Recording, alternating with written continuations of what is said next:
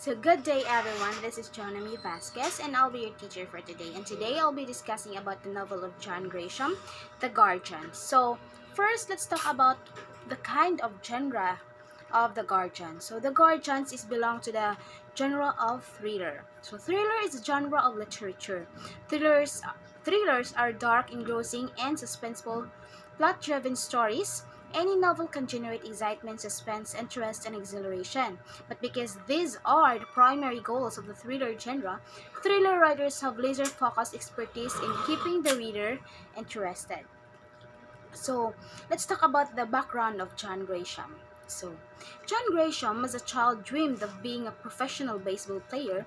After graduating from law school at Ole Miss in 1981, he went on to practice law for nearly a decade, specializing in criminal defense and personal injury litigation. His next novel, The Firm, spent 47 weeks on the New York Times bestseller list and became the best-selling novel of 1991. Since then, he was reading one novel in a year. So everyone, this is John Grisham.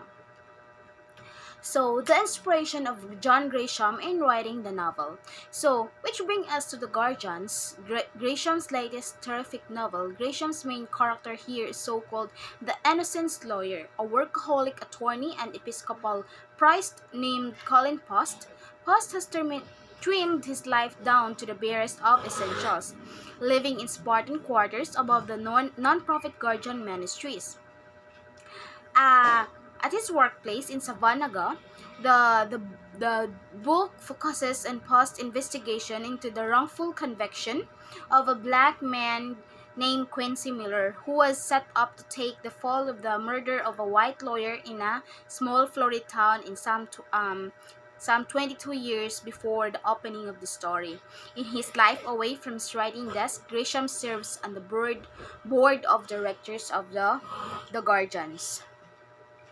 So, the plot summary of the novel.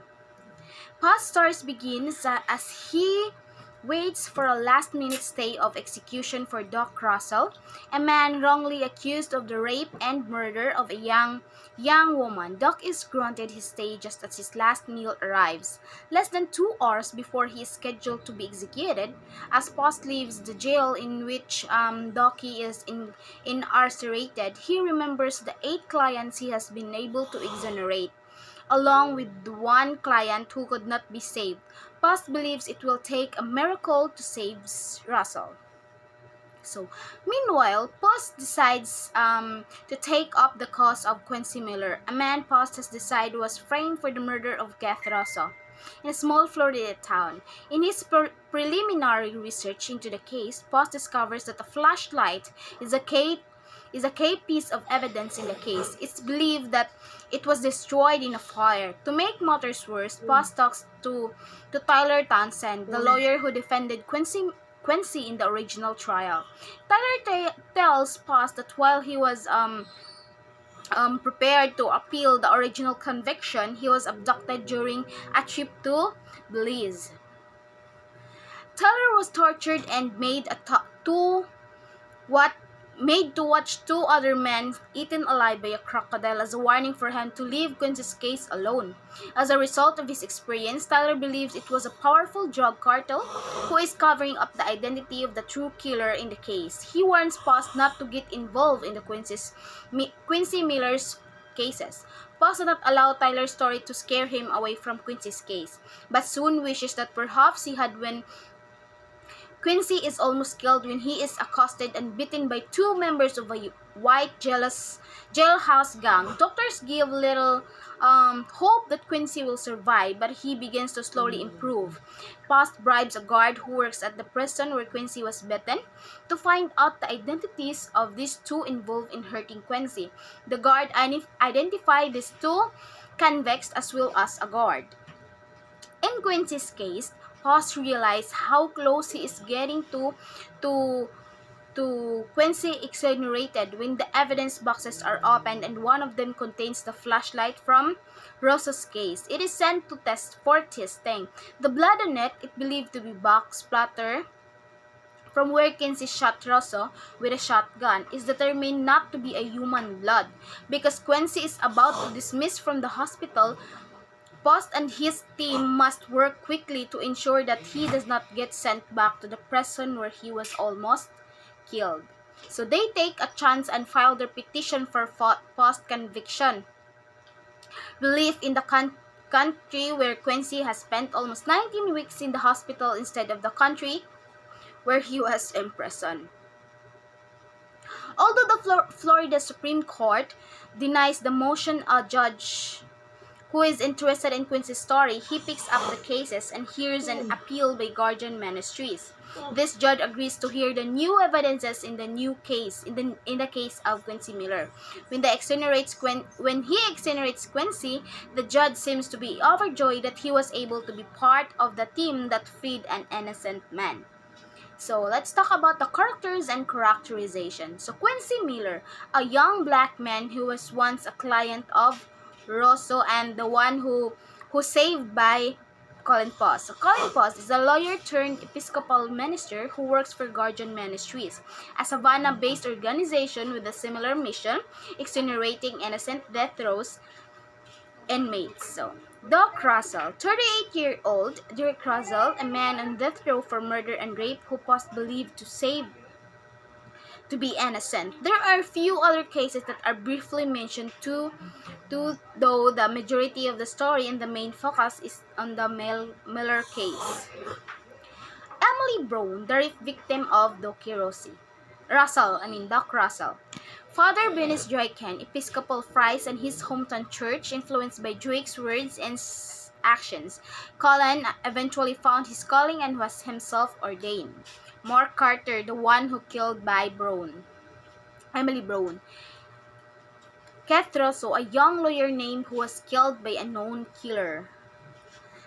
Francis or Frankie Tatum, a prisoner who had been in jail in 14 years and who was innocent of the crimes that was caused of committing. Tatum made Post believe in his innocence, and after looking into Tatum's case, Post signed on with the Guardian Ministries. So Frankie Tatum was the first client of the Guardians. And let's talk about the settings. Holman Correctional Facility. Holman Correctional Facility is the prison in which Doki and Post wait at the beginning of the novel from Doki to receive a fast-minute stay of execution. Seabrook, Florida. Seabrook is a town in Florida where a good deal of the action in the novel is based. Russell was found murdered in his office in Seabrook. Kenny discovered the plan to destroy the evidence stored in the Sheriff's Department storage unit and stole some of this evidence before the shed was set on fire. Gavin Correctional Institute. Gavin Correctional Institute is the prison in which Quincy was incarcerated when he was attacked in a murder attempt. So, symbolism. The three nicks symbolize or represents failures in the justice system. When Doc was convicted of raping and murdering Emily Brown, bite mark analysis was unaccepted from evidence. Since that time, the finding of many trials based on bite mark evidence have been overturned because that sort of evidence was so faulty. A supposed bite mark expert claimed that the three nick of Emily's arm overturned when it was determined that the pubic hairs found in Emily's body were not a day in a match to Doc. So flashlight. This flashlight is a symbol of manipulation. Fitzner manipulates the case against Quincy by planting the flashlight spattered with animal blood in the trunk of Quincy's trunk. Fitzner also manipulates the case by getting Joan Quincy's ex-wife to testify that Quincy had a flashlight.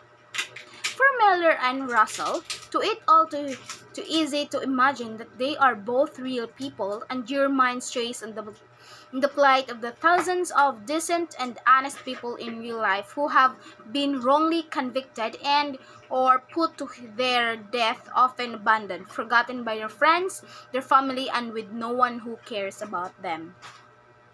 Let's talk about the themes. So, triumph of the underdog. A common theme in the Grisham's novels is the triumph of the underdog.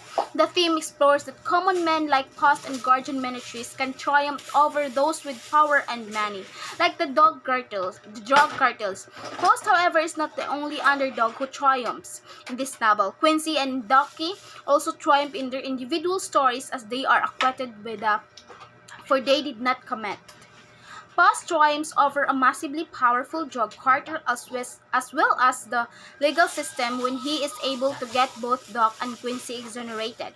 Post, a small-town lawyer and minister, suspended that Quincy had been framed but had no idea he had been framed by a drug cartel when he agreed to take the case. So the lesson learned, the most important thing that I have learned in this story, in this novel, is there is always a justice. In the novel, in the story, people are accused and make some innocent men in prison, but because there is someone who believe that they are innocent from the crime, there is always hope that they'll be freed out from the jail. That is what the novel trying to convey, is that there is always a justice, no matter how the drug cartel hides the evidences, or no matter how the people or the other people hides the evidences, but the time will come that the people they convicted will be free because evils never win from the good deeds. So always remember that doing things good is always a triumph for everyone. So that will be all. Thank you.